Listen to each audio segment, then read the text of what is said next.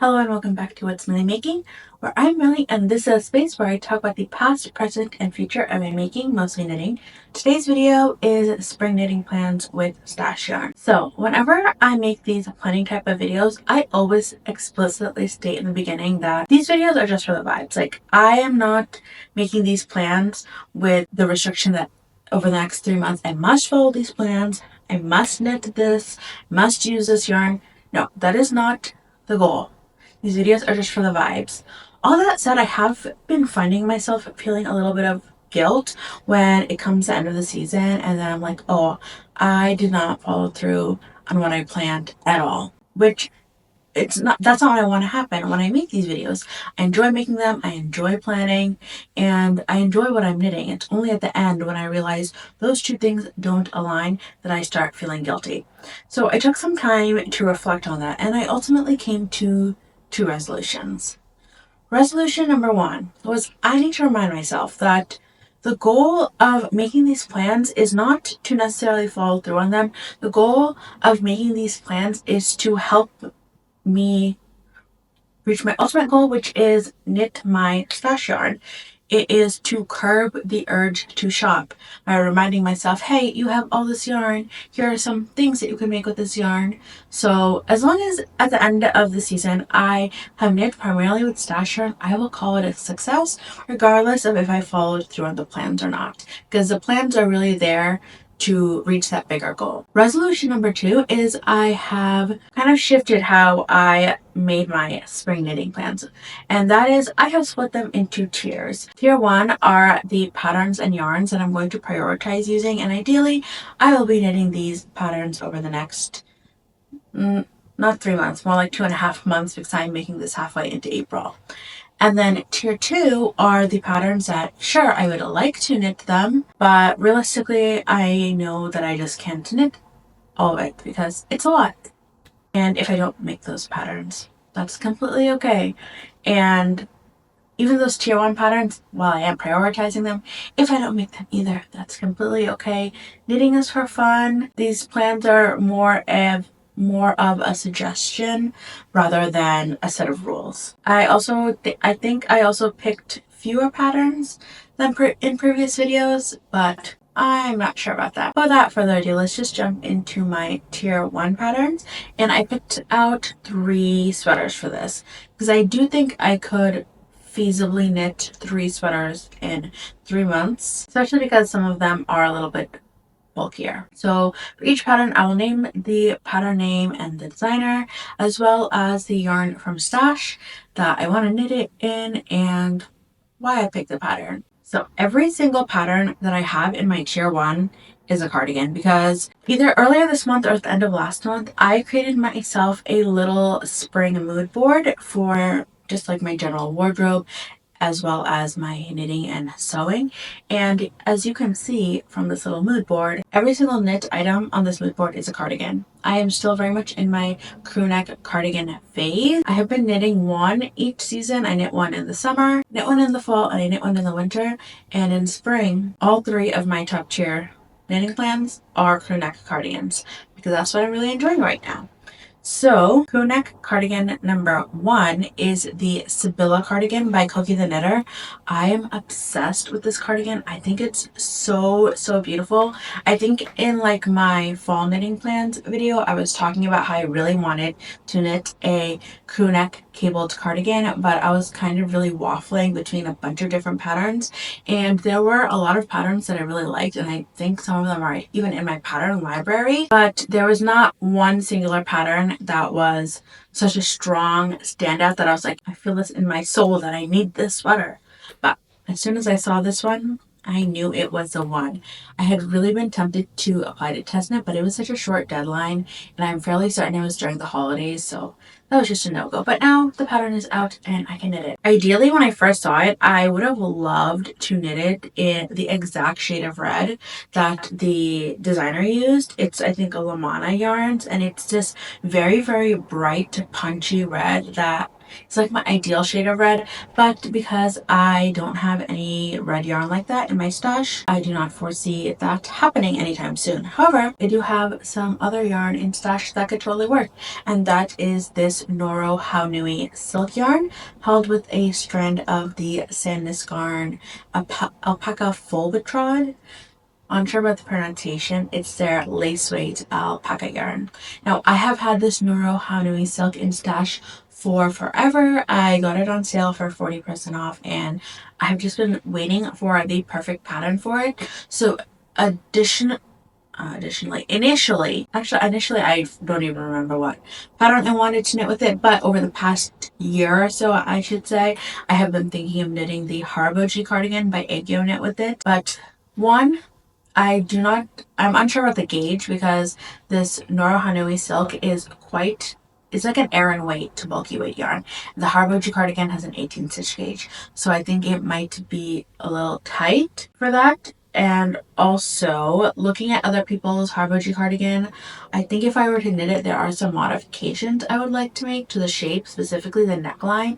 And I just don't know if I want to do any complex like modifications at this moment. I'm really just craving simple, straightforward knits, which you may be thinking a heavily cabled cardigan doesn't seem so straightforward, but it really is. As long as you know how to cable, like once you figure that out, it's really easy peasy. And because this is knit at a bulky weight gauge, I am hoping it doesn't go too slowly. As for this yarn, I've been unsure if I wanted to knit a textured project with it or not, but there have been more and more projects popping up on Ravelry with it, and there have been people who have knit cabled project with it, and I like the way that it looks, so I am planning to move forward with this plan. What I do think I'm going to do is I'm going to swatch, because I haven't purchased the pattern yet, but just looking at it, like I have the knowledge. I can basically read the knitting and figure out what the cables are, so I can swatch before I end up purchasing the pattern, so I can see, okay, I do like this yarn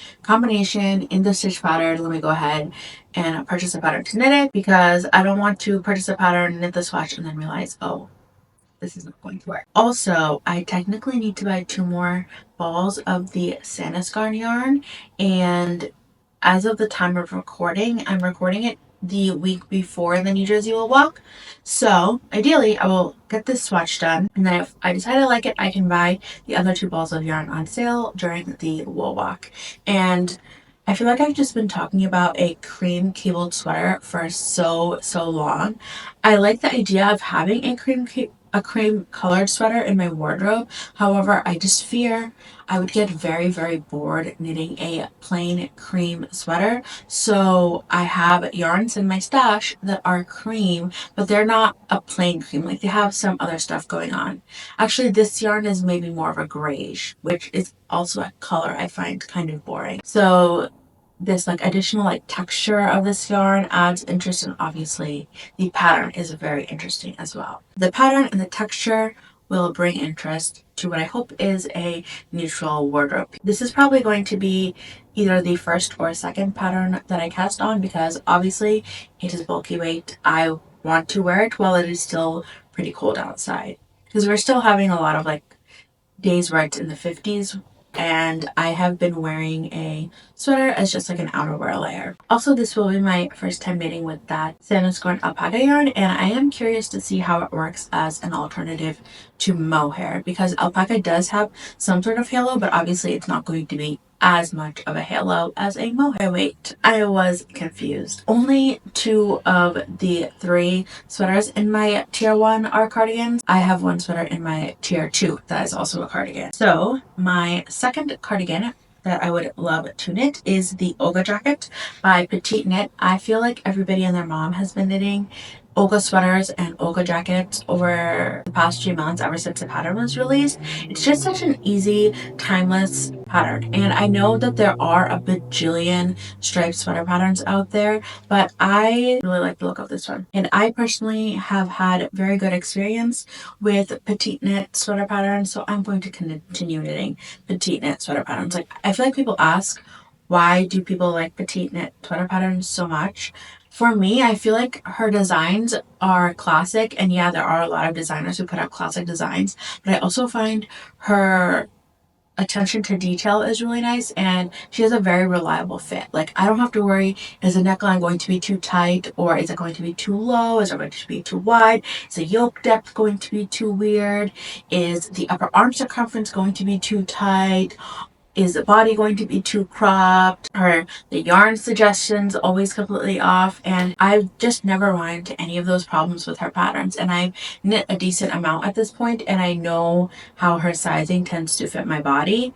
So yeah, there are a bajillion striped sweater patterns out there, but I want to knit this striped sweater pattern.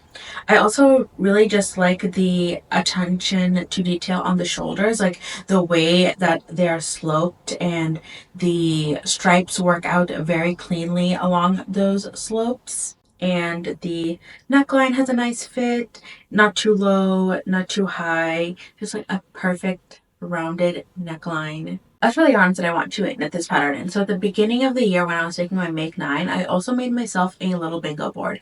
And on the bingo board, one of the boxes was use either one or two hand-dyed sweater quantities of yarn, because I have not a lot, but I have several hand-dyed sweater quantities of yarn, of wool, I should say, and I've never actually used any of them in a finished project. I have cast on with them. I have yet to finish a project with them.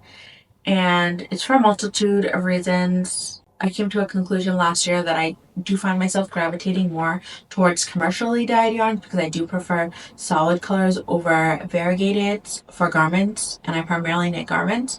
But I do have some solid or tonal colored hand-dyed yarn in my stash that I would like to use. In particular, I have a lot of fingering weight sweater quantities of hand-dyed yarn, because naturally it is more affordable to buy fingering weight versus a worsted weight. But I just don't knit that many fingering weight garments, hence stripes are born, because you can hold the yarn double and knit a DK weight sweater.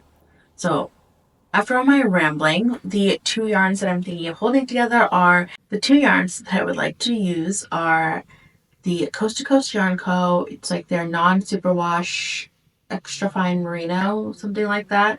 The name will be on the screen of the base. In a very, very pretty blue color. It's called Cornflower Bullet, which is the name of a mushroom. And I want to stripe it with this brown fingering weight yarn I have in stash from Moondrake. It's their Cormo fingering base, which is like a Corriedale merino blend, and it's in the colorway Espresso. Now, I know I said all that about not really being into hand-dyed yarn as much. That said, there are a few hand dyers whose style I really, really, really like. Their color palettes I really, really like, and Coast to Coast Yarn Co. and Moondrake both fall under that category for me. So yeah, I had initial plans with both of these fingering weight sweater quantities, but I think this is a more realistic plan for me. Holding them double and making the striped sweater. I was kind of inspired by this color combination because Damson Matter had some brown and blue sweaters last season that I really, really liked the look of.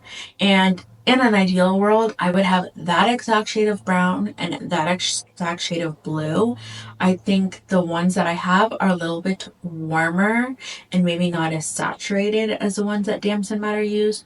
But because I am prioritizing using stash, this is the blue and the brown that I have. And I actually did knit a swatch of this over the winter, and I do like the way they look. So it's not exactly the vision, but because I'm using what I have and I do still like the result, it is what it is. So the last sweater that I have in tier 1 is the Harriet sweater by Lanis. The sweater is tagged as a raglan sleeve construction. However, I've purchased a pattern, I've looked at photos of it, and the way it's constructed, it reminds me more of a contiguous sleeve construction, because you start off the yoke flat, and I mean, I'm wearing a contiguous sweater construction today, the Trotso sweater, which is shaped in a very similar way to the Harriet sweater, where you start the yoke flat and then you join, and you do work raglan-like increases, but the shape is a little bit different than a raglan. It's kind of similar to a compound raglan, but it's not exactly the same. And even though this is tagged as raglan sleeve, I truly think this is a contiguous sleeve construction. and it has a colorwork band in the middle of the body and through the sleeves. And it kind of has like a traditional Nordic feel to it, but also kind of modernized. And I really, really like the way that this looks. And I really like how all of the project pages look as well. I've been thinking of knitting the porcelain sweater for the longest time, but I think it's just one of those sweaters that even though I really, really like the design, I think I've just been overexposed to it and it's just made it slightly less appealing to me.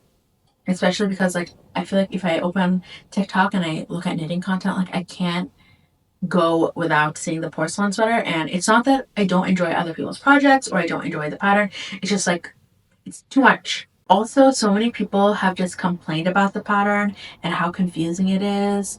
And yeah, it's like kind of turned me off that pattern. But I really do like this pattern by the same designer. So I'm going to move forward with this pattern.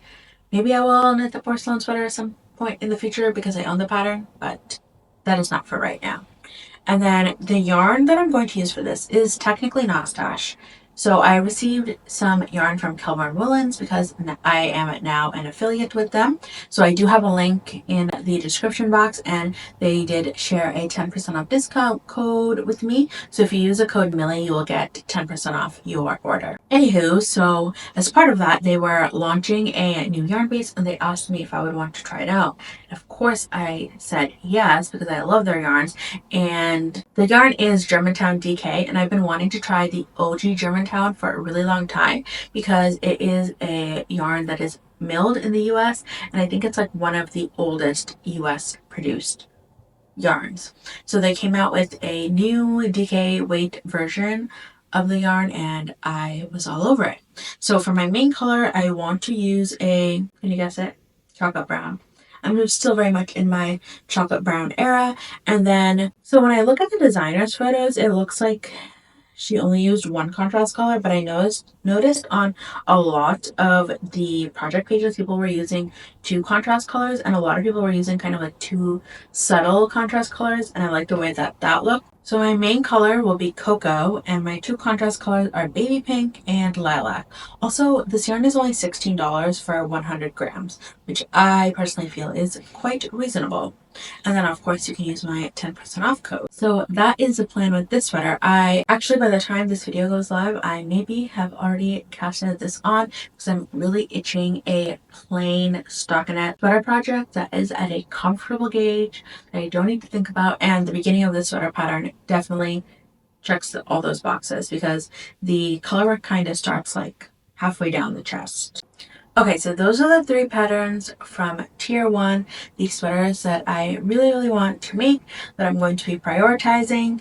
So let's move into tier 2, which are sweaters I'd still really, really like to make, but just being realistic, I don't have the expectation of necessarily getting to all of these projects because it's sweaters and a few other stuff as well. The first sweater in tier 2 is the Paul Clay sweater by Midori Hirose. This is one of those sweaters that has been in my queue since basically I first started knitting. I love the way this sweater looks. I think it is so, it has a very like classic feel to it, but not boring.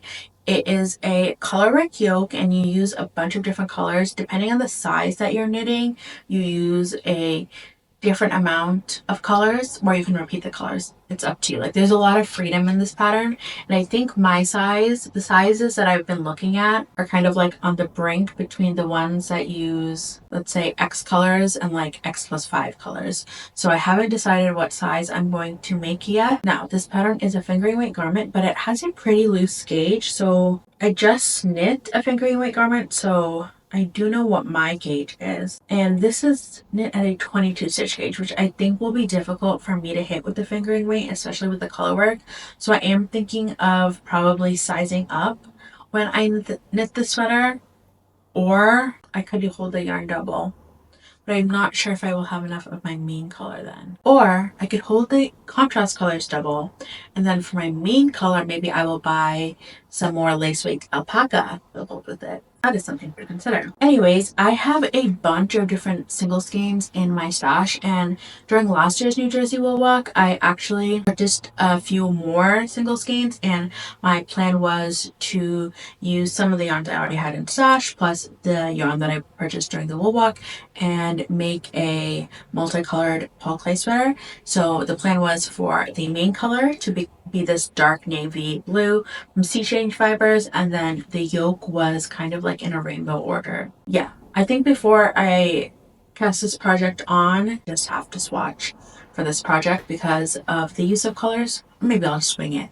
But looking at the project pages, or specifically the designer pages, I really like the cover image. And when I was like playing around with colors, I realized the way that the progression goes, it goes from darker colors to light in the middle to darker colors again. And then there are also a few projects which have repeating bands of color, and then there's ones that kind of fade from a lighter color into a darker color. There's just so many different variations, but I personally found myself really gravitating towards the one that had the darker colors, lighter colors, darker color pattern. My ideal plan had been to cast this on and finish it before the Wool Walk, but the Wool Walk is a week away at this point, so there's no way that is happening. But ideally, I would like to cast it on before the Wool Walk, so it's not like my Wool Walk yarn has just been sitting in stash unused for over a year.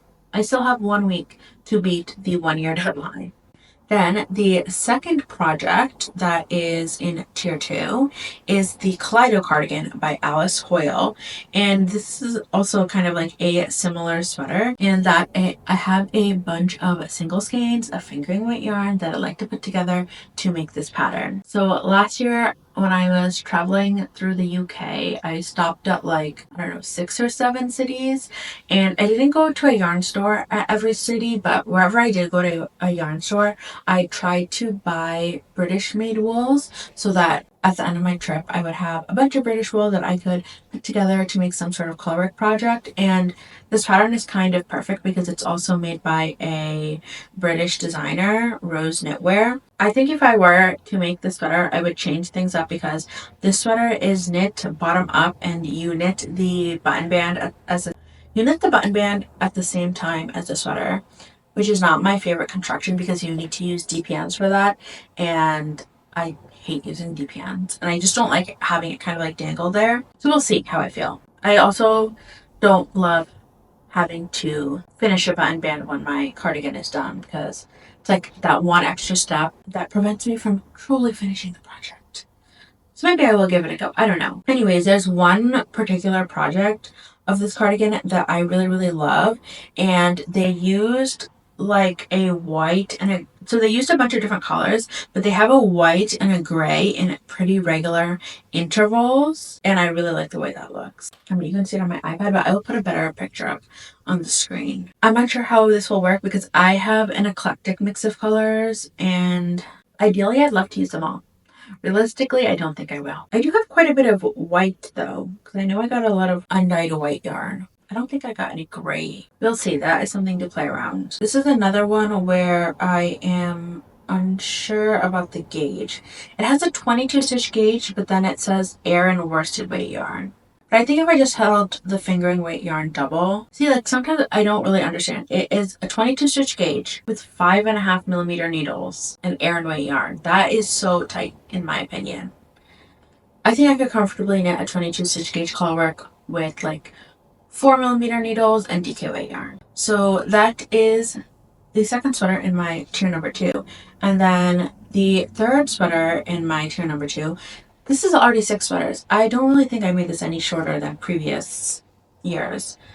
The third sweater, actually, you know what? I'm mixing it. I'm not going to talk about this third sweater. The third possible sweater project would be, I'm not nailing down a specific pattern, but I would love to cast on a true vintage sweater knitting pattern. There are quite a few options. Last year, I made a video all about vintage sweater patterns that I really admire. All of those sweaters, minus the Orkney cardigan, which I knit as my ride back sweater last year, are all options. I think the top of the list is the brocade sweater by Cafe Facet. The only thing is I'm unsure what yarn I would use for that, because I think in the video I talked about wanting to use unspun wool for that, and I've come to the conclusion that's not happening. Knitting in Charger Colorwork, or just like or even if I were to modify the pattern to be stranded colorwork with really long floats and jacquard jacquard, I just don't think I would enjoy it with unspun wool.